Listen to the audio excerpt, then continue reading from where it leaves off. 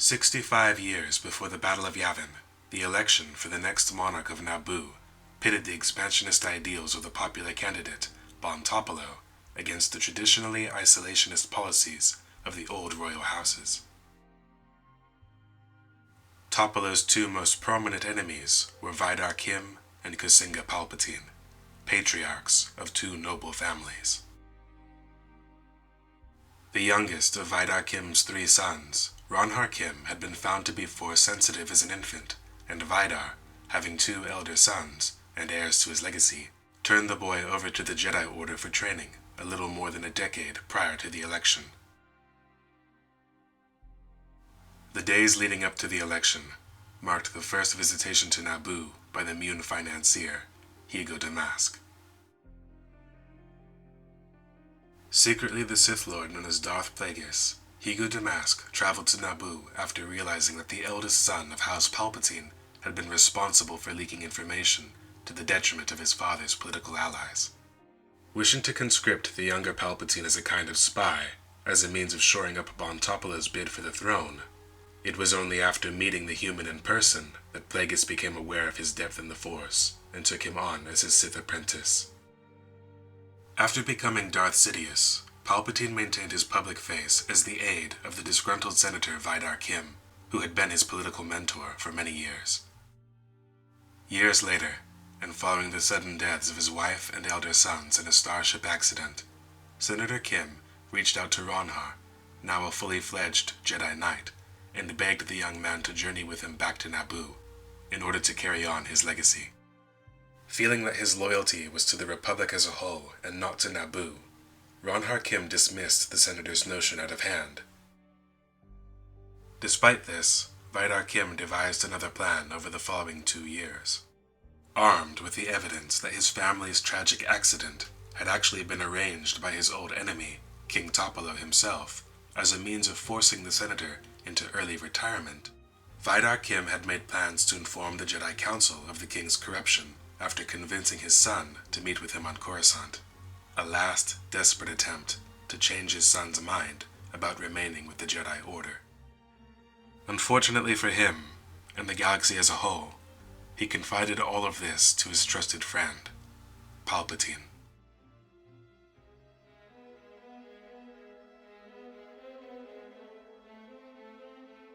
By threatening to expose King Topolo, Vidar Kim was also threatening the political machinations of Palpatine and his Sith master, Plagueis.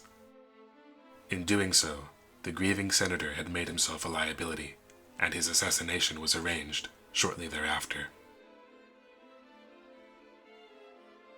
In the wake of his failure to prevent his father's death, Ronhar Kim attended the senator's funeral alone and privately gave thought to leaving the Jedi Order after all, to honor his father's wishes. There, he met the new senator of Naboo. Palpatine befriended the young man and encouraged Ronhar to remain with the Jedi, proposing that the two share their understanding of their respective worlds with one another.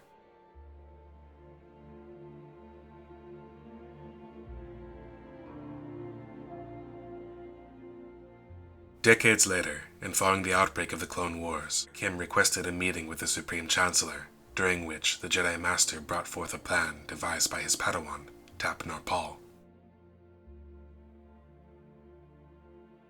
The pair of Jedi believed that if every member of the Senate agreed to submit blood samples for testing, then they would be able to root out the hidden Sith Lord operating from within the highest levels of government.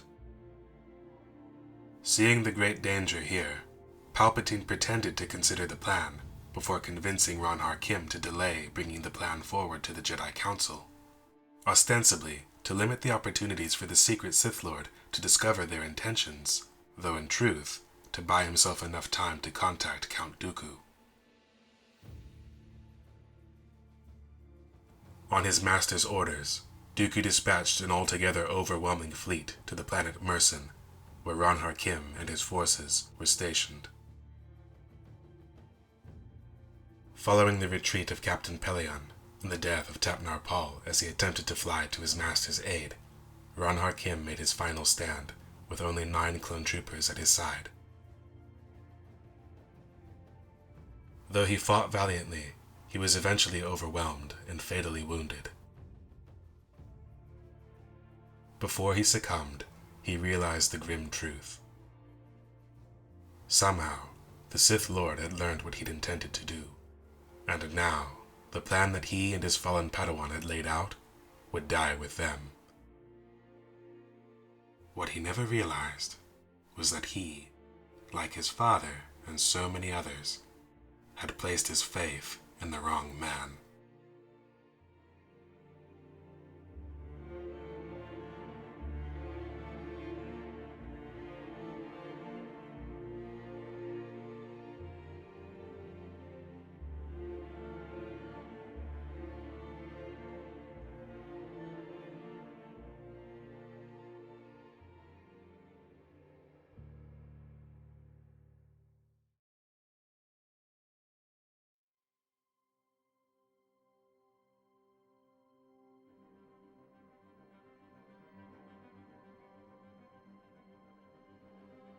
More than a century after the Battle of Yavin, the Sith Imperial War marked the resumption of conflict between the Empire and the Galactic Alliance, and set the stage for the splintering of the Empire into two opposing factions. Manipulated by a revived Sith Order from the start, the war had been used as a stepping stone for the near destruction of the Jedi and the consolidation of Sith power on Coruscant. Where the true Emperor, Roan Fel, saw war with the Galactic Alliance as an unfortunate political necessity, the ambitious Moff, Morlish Veed, saw only the chance for his own ascension. When Darth Krayt secured the Imperial throne, 130 years after the Battle of Yavin, he had intended to assassinate Emperor Roan Fel in the process of grabbing power. Morlish Veed stood by and let the attack happen, as he fully expected to be made Emperor following Fel's death. Unfortunately for the pair of them, Roan Fel learned of their treachery beforehand and escaped to the planet Bastion, where he regathered his Imperial Knights. There, they began the arduous process of planning their retaliation against Darth Krayt for having stolen their empire. Much to Veed's dismay, Darth Krayt took up the mantle of Emperor for himself, and Roan Fel, the Emperor in exile, watched as many of his former followers fell under Darth Krayt's sway. However, a number of loyalist factions remained. The 407th Legion of Stormtroopers was among those who bent the knee to their new Sith Master. Stationed on the world Yinchor, a division of the 407th, which included the unit of troopers known as Joker Squad, fell under the direct command of the fearsome Sith Lord, Darth Malaval. A vicious sadist determined to assure unwavering obedience to Emperor Krayt, Darth Malaval had been dispatched to lead a mission to recapture the base of the 908th Legion, loyalist troopers who chose to continue serving Roan Fel. Upon discovering that the captains of the opposing legions, Gil and Jared Castle, were brothers, Darth Malaval set about completing his mission with ruthless efficiency. Having wiped out the 908th Legion down to the last man, viewing them all as traitors, Darth Malaval captured Jared Castle and dragged him before his brother, Gil. Darth Malaval ordered Gil to execute his own brother like the rest of his fallen unit, or be deemed a traitor in turn. Gil refused the order, and in his fury, Malaval slaughtered both Castle brothers in retribution. Darth Malaval's job was to inspire fear in his subordinates, to threaten and bully them into complete and total submission to Sith rule. Ironically, this needless act of cruelty had the opposite effect. The joy the Sith Lord took in violence had disturbed the members of Joker Squad from the start, but the grisly executions of the Castle brothers proved to be the final straw. Enraged by the senseless butchery and wishing to avenge his fallen leader, Hondo Kar, a Mandalorian in the service of the 407th, attacked Malaval, though the Sith Lord quickly overpowered him. Caught up in the moment, and intent upon drawing out Kar's suffering, Malaval was struck from behind by Anson Trask, who opened fire upon the Sith Lord, ending his life and saving Kar, who went on to return to his life as a Mandalorian before ultimately joining up with the Galactic Alliance.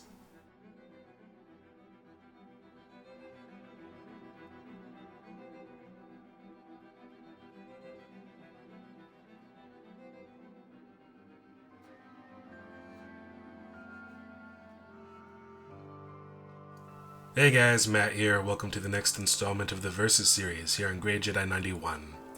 I know it's been a while. I still have a number of projects coming out for you guys in the near future, including that Q&A from January that I said I would have out in February. It's been a horrendously long time. I apologize for that. I will explain all of that in the Q&A, which is forthcoming. For now, let's get back to this matchup. So for starters, this was not my idea. If this matchup seems more like something Jen Sarai would do, that's because it was a match he requested me to make. As anybody who has seen my character profiles projects would know, I'm a huge fan of Ron Harkim's story. However, I never really had any firm plans to use him in a versus match. Ron Harkim has only had 2 real appearances, his debut in the issue Bloodlines, and his appearance years later in the Darth Plagueis novel, which included and expanded on the same events which were covered in the earlier comic. Over the course of the works he has appeared in, he was never observed in an actual lightsaber duel. Jen Sarai chose to take this limitation and turn it into a theme. He went looking for a Sith who operated within the same basic parameters and settled on Darth Malaval, whose sole appearance was in the 4th issue of Star Wars Legacy. One of the best-selling issues, the story Noob was one I quite enjoyed, and covered a similarly obscure character who never participated in an observed lightsaber duel. While the challenge of analyzing such lightly featured characters without basically inventing my own information is somewhat daunting, I thought the idea was fun and decided to proceed even though my main interest in the characters has much more to do with their respective stories as opposed to their abilities, hence the drawn-out biographical section. As a final point, this analysis will blend the few observed feats and confirmed accolades I can find.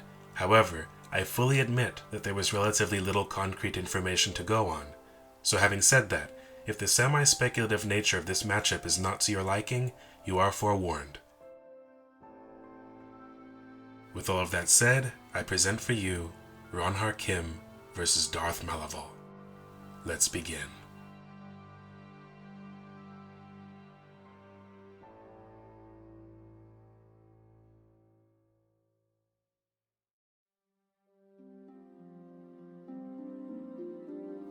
Born on Naboo, Ron Harkim was described in the Darth Plagueis novel as being tall and muscular, and was noted by Palpatine for his physical resemblance to his father, Vidar. A human male, he wore his thick black hair in an elaborate bun reminiscent of the fashions favored on his homeworld. As a race, humans are noted for their adaptability and resilience, though they lack many of the more extreme and exotic evolutionary adaptations developed by so many of the alien species who inhabit the galaxy. According to the Darth Plagueis novel, Ron Harkim was 6 years younger than Palpatine. This would indicate that at the time of his death, Ron Harkim was in his late 50s. As such, he was clearly beyond his physical prime. This would have left him ill-suited to the more energetic and fast-paced martial arts practiced by the Jedi, but that was about all that could be said against him. After all, some of the greats of the era included similarly aged humans, such as Mace Windu and Qui-Gon Jinn. As a fellow Jedi Master, Kim's relatively advanced age would not have been nearly as detrimental to him as for an ordinary being. Notably, the Jedi appeared to be ambidextrous, as he was shown to constantly alternate between gripping the weapon with either his left or right hand. Oftentimes, he began one sequence with the weapon gripped in one hand, and ended the sequence with the weapon gripped in the other. In addition to making him more difficult to predict, this trait also enabled him to efficiently channel surges of force power, block oncoming blaster fire, and adapt to the changing conditions of the chaotic battles he took part in with a great deal of fluidity. Ron Harkim also displayed quick reflexes, capable of placing himself between Palpatine and a group of would-be assassins who fired upon the Supreme Chancellor from mere meters away. While he failed to protect Senator Vidar Kim, He moved quickly enough to dodge the blaster fire aimed in his direction. He also displayed a reasonable level of agility, having vaulted over a plummeting airspeeder before pivoting to land a kick against the Maladian assassin responsible for killing his father. While it's true that even Ronhar Kim himself would not have considered his abilities anything worth writing home about, he was nevertheless possessed of the seemingly miraculous skill, dexterity, and fortitude for which the Jedi Knights were famed throughout the galaxy. In keeping with his description of himself as an average Jedi, Ronhar Kim carried the standard Jedi weapon of his time. The lightsaber sported a bright blue blade, as well as a slightly longer than average hilt length, and featured a threaded hand grip at the center. Kim's standard weapon was easily concealable and highly versatile, like all others of its kind. Beyond this, there are no further notable benefits save his familiarity with his own handiwork.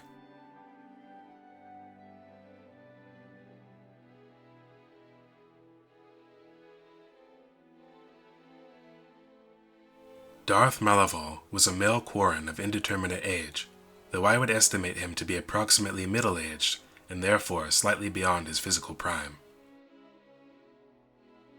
Typically, members of the Quarren species stood about as tall as the average human. Malaval was considerably taller and broader than the average Quarren, however, his imposing size instantly registered by Ensign Trask. An amphibious species native to the planet originally known as Dak, the Quarrens were noted for a long history of rivalry with the Mon Calamari, for whom the planet would eventually be renamed. Quarrens were most easily distinguished by their 4 tentacled heads, which caused members of other species to sometimes refer to them derogatorily as squid heads. Quarrens also possessed suction-cupped fingers, leathery skin which was almost always orange in color, and eyes which varied from light blues to deeper shades of turquoise. Malaval differed from his fellows as he possessed the traditional tattoos common to nearly every fully trained Sith of the era, and also sported the gold-glowing eyes associated with immersion in the dark side of the Force. Quarrens also possessed excellent low-light vision, which, when coupled with their ability to cope with environmental extremes in temperature and pressure, enabled them to navigate the oceanic depths of their homeworld. Like humans, the Quarren species was specifically noted as being highly resilient and adaptive. However, they are not noted for being able to cope with injury better than humans, nor are they afforded superior levels of strength or speed. As this fight will not occur underwater, Darth Malaval's alien traits will have no bearing on how this fight will proceed. Having examined Malaval's actual list of feats, he has endured being stabbed with a vibro knife from the Mandalorian Hondo Kar, his reflexes enabling him to quickly subdue Kar immediately after the failed attempt on his life. While impressive on the surface, I think his ability to absorb a hit from a vibro knife was more influenced by the fact he was wearing armor at the time. While the armor was incapable of defending the Sith Lord from blaster fire, and therefore useless against lightsaber blades, it evidently provided protection from lacerations and blunt force trauma. Darth Malaval possessed well-developed speed, durability, and strength, though nothing beyond the typical standard achieved by most fully realized Sith Lords of his time. He wielded 2 weapons simultaneously in combat, one of which was a standard lightsaber with a crimson blade, the other being a shock whip. We will examine the specifics of his fighting style later, but it's worth noting that the combined use of a lightsaber and a shock whip points to a high degree of dexterity. Like the beam of the light whip, the flexible cord of the shock whip responded to the wielder's physical motions, as well as telekinetic manipulation, and could be used to twist, turn, snap, or even grapple. Most initiates from either camp of Force sensitives were never trained to fight against the rare weapon. As such, light whips represented something of an unknown quantity, and would, more often than not, cause inexperienced duelists to hesitate in their attempts to understand the unusual capabilities of the weapon they were faced with. This often gave masters of the light whip a psychological edge, as they had intimidation on their side. However, light whips were not without their shortcomings. The whip was an almost purely offensive weapon, and did not transition well into defensive sequences as it had to be swung widely and lacked the power of the more traditional energy blades. However, light whips and shock whips were not one and the same, and Malavol's weapon would have taken a further backseat to even this drawback, as his weapon would not be capable of lopping off limbs or instantly killing his adversaries with a well-placed strike.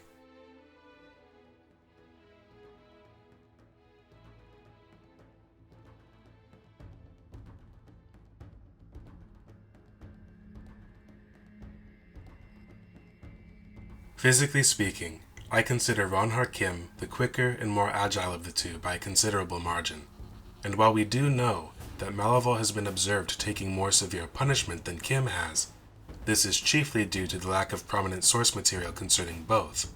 We don't really know Kim's upper limit.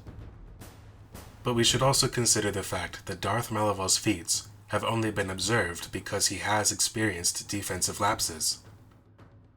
While I don't typically blend the physical attributes and equipment segments, Malavol's survivability and fighting style are both directly influenced by his equipment. Unlike Ron Kim, the Sith Lord does wear armor, which would likely provide some protection from the Jedi's fists and feet, or even low-level telekinesis. While Darth Malavol's armor was certainly not a game-changer, some protection is still better than none.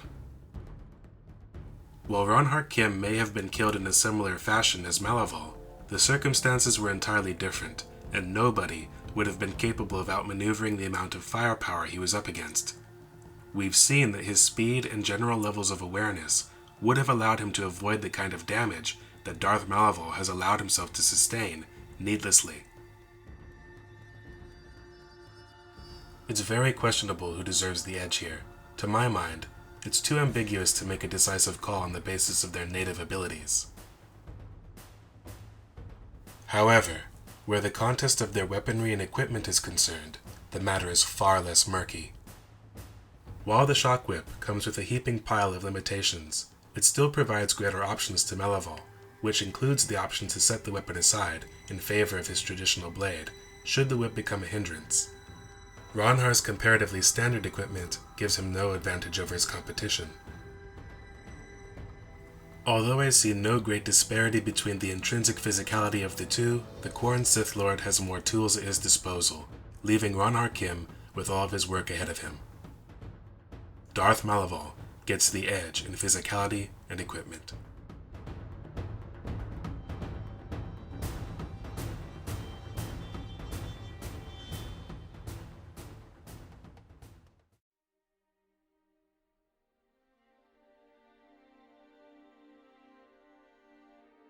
Purely by coincidence, Ron Kim and Darth Malavol possessed virtually identical force powers.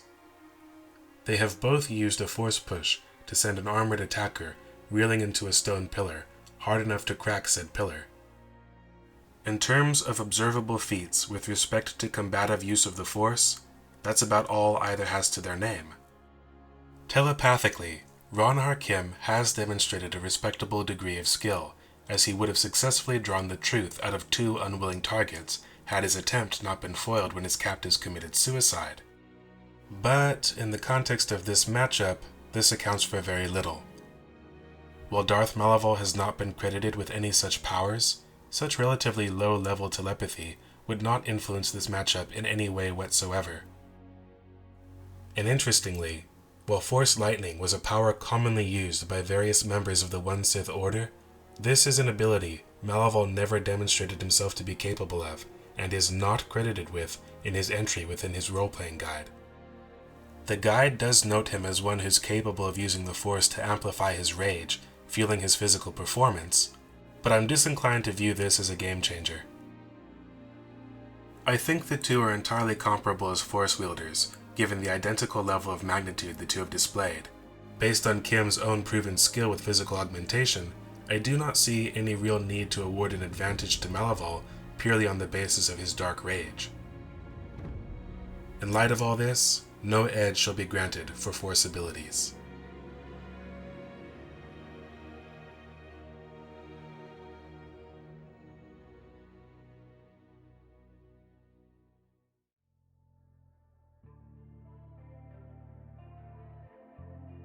Ron Harkim's chosen martial arts discipline has not been confirmed in any source, and he has never been observed participating in an actual lightsaber duel.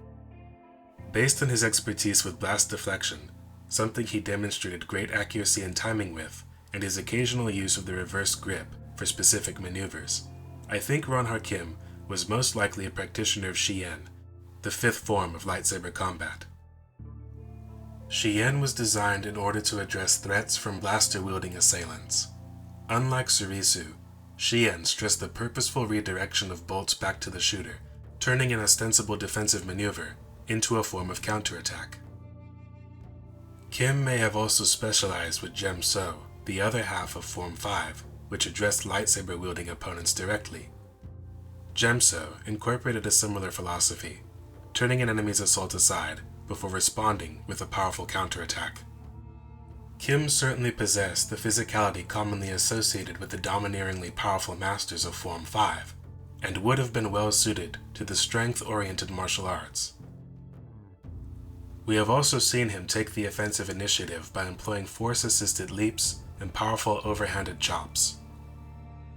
However, we have no means of gauging whether he emphasized the dueling-centric aspects of his training, as he lived during an era where confrontations with lightsaber-wielding opponents would have been exceptionally rare. During this era, most Jedi dealt almost exclusively with pirates, mercenaries, and battle droids, and Kim may have developed his skill set with Shien to reflect that. However, while I believe Shien was his primary form, it is also clear that Ron Harkim was quite speed-oriented and an evasive and talented acrobat, attributes which suggest that he may have also trained with Ataru. While Ataru was typically employed as an aggressive martial art, Ronhar's more defensively oriented approach lead me to believe he would have most likely relied on Ataru for acrobatic evasions rather than for attack. Whatever the case, while we may not be able to accurately gauge his effectiveness as a lightsaber duelist, he was clearly a highly competent swordsman in an overall sense. While my theories concerning his preferred martial arts disciplines are based on conjecture, we can analyze his combative abilities and how he employed them on the fields of battle directly as a general of the Clone Wars. During the Battle of Mercen, we witnessed him outmaneuver a Hailfire droid on foot and dodge volleys of blaster fire before destroying the pursuing droid in the process of somersaulting to safety. Additionally, we have two other events to consider, the first being the assassination of Vidar Kim, which Ronhar failed to prevent, and the second, the failed attempt on Chancellor Palpatine's life, during which the Jedi Master achieved greater success. In the former case, Kim demonstrated exceptional reflexes and composure, having survived the destruction of the speeder without a scratch, and capturing his assailant without the use of deadly force. Although he did draw his lightsaber, he never actually used it during this altercation, simply evading the blaster fire using acrobatics and ending the conflict swiftly and decisively with a kick, before easing his descent to the ground using the force. What I'd like to point out here is that while he may have failed to save his father, he still subdued his adversary and kept a cool head the entire time. His goal was to gain information, not to exact retribution. I wish to underscore the fact that he had just witnessed and failed to prevent the violent death of his father. This was the most shameful moment in Ronhar Kim's career as a Jedi. By his own admission, his failure caused him to consider leaving the Order, and yet he still conducted himself as a Jedi always should. Therefore, we do have a frame of reference for how the man operates when under extreme pressure, and this was a lifelong attribute of his. The composure with which he would eventually deliver his final orders to his troops, the order to take out as many of the enemy as they could, and to die well. There is clearly no quit in this man's character. He will fight until it is physically impossible for him to move. He will not give up, even when faced with the impossible. 20 years after the death of his father, Ronhar Kim successfully thwarted the assassination attempt on Chancellor Palpatine, which was carried out by apparently corrupt members of the traditional Senate Guard. However, I strongly suspect that there is more to this story than was ever confirmed.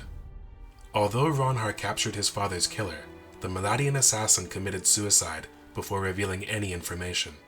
The corrupt Senate guard he captured years later did the same. We were never explicitly told who ordered the hit on Palpatine, nor what sort of reforms he was planning to enact, which triggered the attack. What we do know is that he was publicly encouraged to form his own personal unit of protectors by Senator Viento, a confirmed corrupt politician who would eventually function as a double agent for the Confederacy of Independent Systems. In other words, Viento was one of Palpatine's many political stooges, and I believe his idea to enact the petition for Palpatine to establish his own private security force actually came directly from Palpatine himself. And then there's the fact that both assassins who operated 20 years apart both killed themselves using the exact same method after Kim began to question them. And the Darth Plagueis novel established Palpatine as the one who organized the assassination on Senator Kim in the first place. It doesn't take a genius to see that there are a few too many coincidences piling up here. In all likelihood, Palpatine arranged the assassination attempt on his own life and meant for the attack to occur right under Ronhar's nose. Knowing that the Jedi would see to it he was unharmed, and having hired assassins disciplined enough to commit suicide rather than confess the truth, Palpatine could then claim to reluctantly agree to Viento's suggestion of hiring his own security detail. In this manner, Palpatine would be able to increase his own influence over his personal guard, granting him far greater levels of privacy and control within the office of the Chancellor, and all while appearing to regret the transfer of emergency powers into his hands. A tactic he would employ all throughout the Clone Wars, the solemn speech he delivered after Ronhar's tragic death being a perfect example of this. The reason I've gone into such detail regarding Palpatine's probable deception here is that it speaks to the depth of Ronhar's level of skill. If Palpatine was indeed the architect behind his own assassination attempt, and I'm certain he was, then this incident, in a somewhat oblique manner, indicates Palpatine's faith in Ronhar Kim's abilities.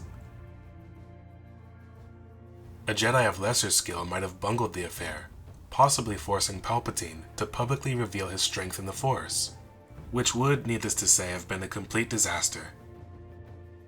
Whatever the case, even if my tinfoil cap is wound too tightly and my conspiracy theory is entirely incorrect, it cannot be debated that Kim once again demonstrated great skill and level-headedness during his defense of the Chancellor. He employed deadly force only when absolutely necessary and targeted the last living assailant with restraint, choosing to remove his arm rather than kill him outright in the hopes of interrogating the would-be assassin. He deflected blaster fire from multiple assailants and also responded with forceful displays of telekinesis, which he integrated into his defensive lightsaber technique. In keeping with his typical clarity of mind, he defended against the accidental discharge from a dropped blaster rifle and redirected the bolt accurately into a second opponent's heart. To me, this apparently mundane feat actually underscores the understated simplicity behind Ronhar Kim's carefully measured approach. He's a master of taking charge of the chaos around him and funneling it into a focused attack meant to do only what is necessary for him to achieve his goal. Nothing more, nothing less. As a dedicated Jedi, he focuses on defense over attack at all times, a testament to his adaptability, efficiency, and to me most impressively, his serenity.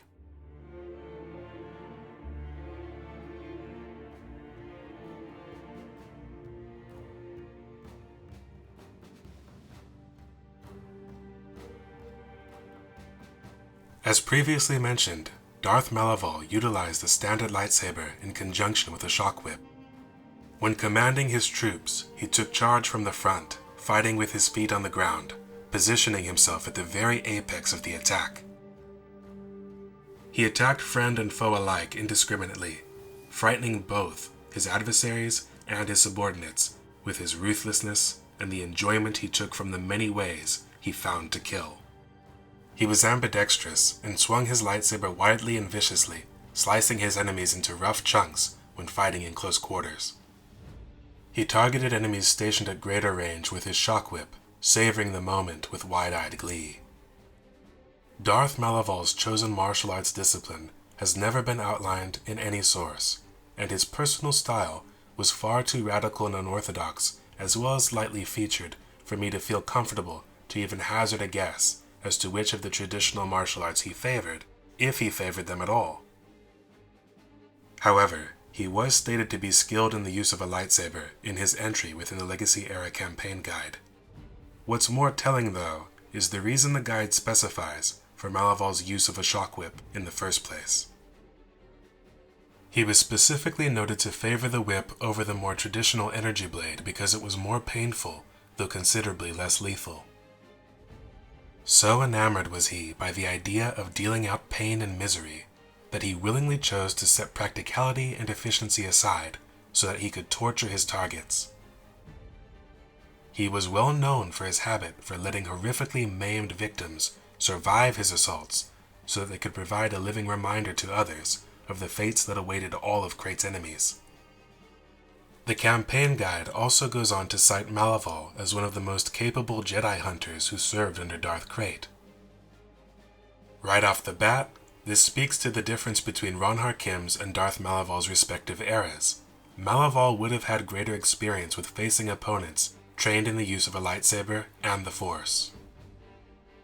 However, one must question how he gained this reputation. Was he truly one of the great Jedi killers?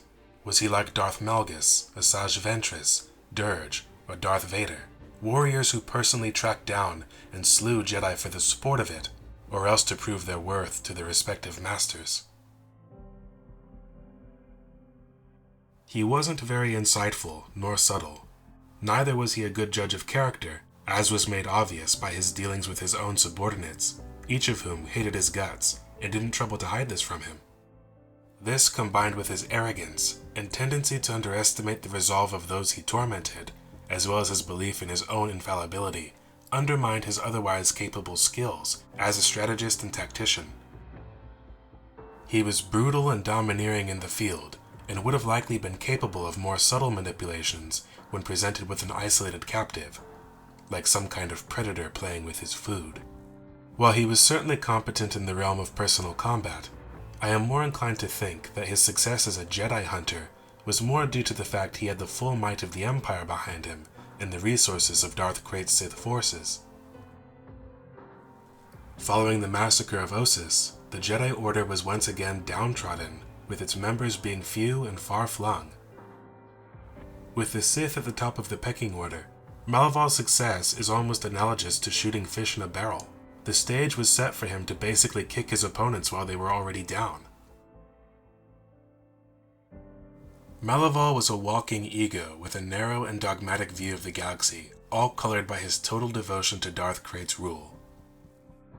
More than a true understanding of Sith doctrine, he displayed the ability to open the floodgates to power offered to devotees of the dark side of the Force. To his credit, this served him well when on the offensive, but his inability to close those floodgates in order to operate at his peak defensively proved to be his undoing. As a warrior in his own right, he was powerful and dynamic, but also foolish and overconfident. He allowed himself to be stabbed in the back by Hondo Kar, and casually absorbed the blow as he retaliated viciously against the Mandalorian, ironically while bragging of his supposed invincibility, and caught in the throes of his bloodlust and sadism, he once again turned a blind eye to the very weakness his armor had just protected him from. Only this time, he wasn't so lucky.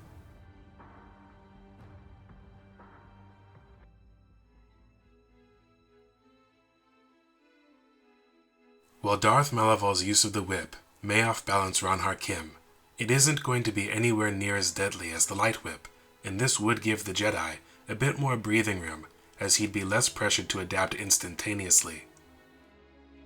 He would still need to adapt fairly quickly, of course, but if he took a hit along the way, that singular hit wouldn't be something likely to end the fight from the outset. And while I do think Malaval would be capable of slashing Kim and keeping the pressure up, I view the Jedi as being an elusive enough acrobat that entangling him in a full-body tether would be a very difficult feat for the Sith Lord to pull off.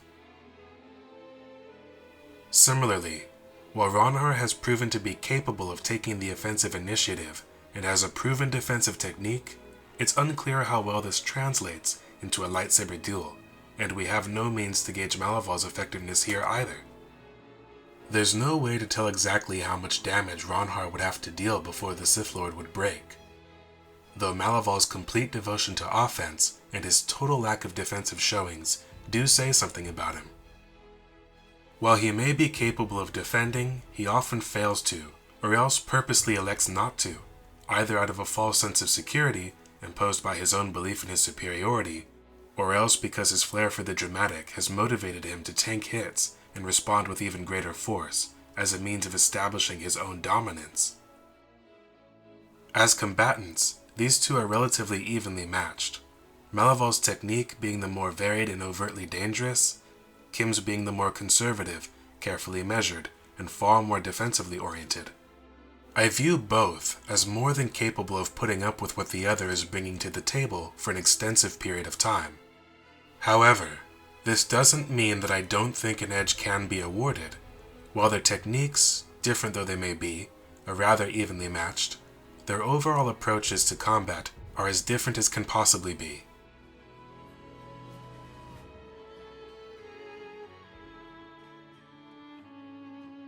From where I'm standing, the most appropriate way to settle this is to award the edge from a psychological perspective, for it is the mindsets that governed their respective actions which represent the greatest disparity between these two.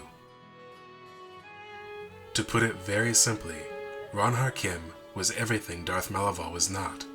Where Kim did only what was necessary to achieve his goal, Malaval purposely went overboard. Practicality gave way to overbearing grandiosity and a dangerous penchant for sadism. While this gave him a reputation as one of the great enforcers of his time, capable of instilling fear in the rank and file, the idea of him intimidating or bullying the stone pillar of a Jedi that was Ronhar Kim into submission is absolutely laughable. And unfortunately for Darth Malaval, the Sith Lord would be the very last person to realize this. In the past, I have criticized Sora Bulk for his sadistic conduct and impulsive rage-driven technique during the later stages of the Clone Wars. But to his credit, he never allowed himself to get truly sloppy. He never took a hit he didn't need to.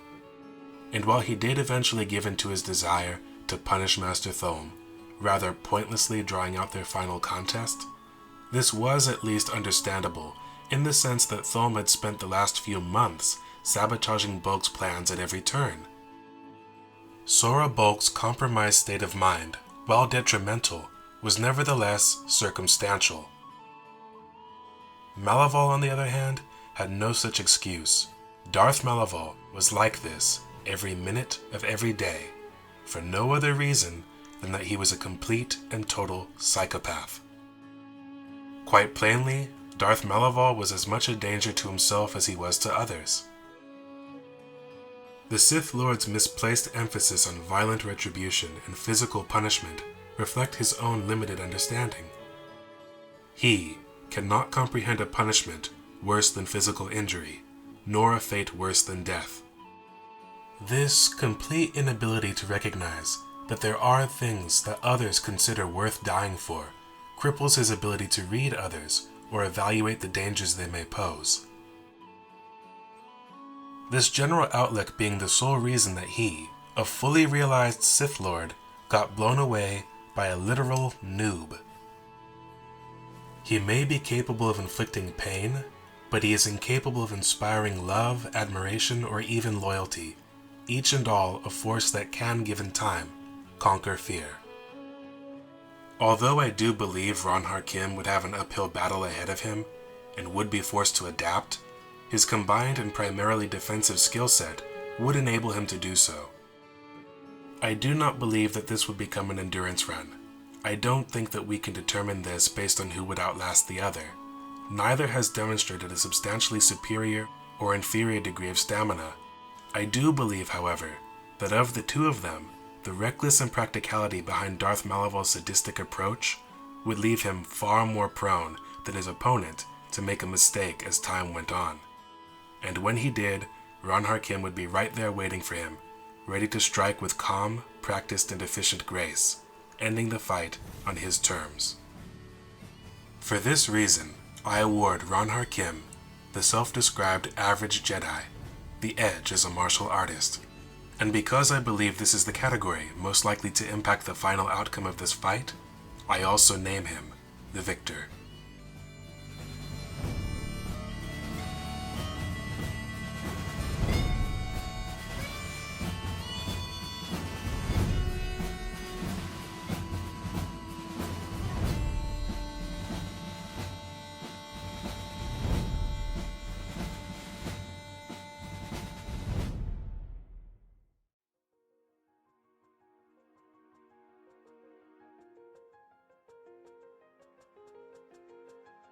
Well, hey, that's it, guys. As I said at the start of all this, I'm really far more interested in these two characters because of their awesome stories, not so much because of their abilities. The main reason I agreed to do this matchup was the opportunity to highlight their personal histories and the source material that they're featured in, as they rank very highly on my list of recommended reading. Having said that, I did really enjoy putting this one together. And of course, I would like to remind you all as always that my presentation of this matchup is just based on my opinion of the evidence. Feel free to debate in the comment section below, but as always, please do so civilly. I've got a lot more in store for you guys over the next few months, so stick around with me. I'm signing off now, but I'll be back soon. Thanks for watching and have a nice day. And of course, may the Force be with you. Always.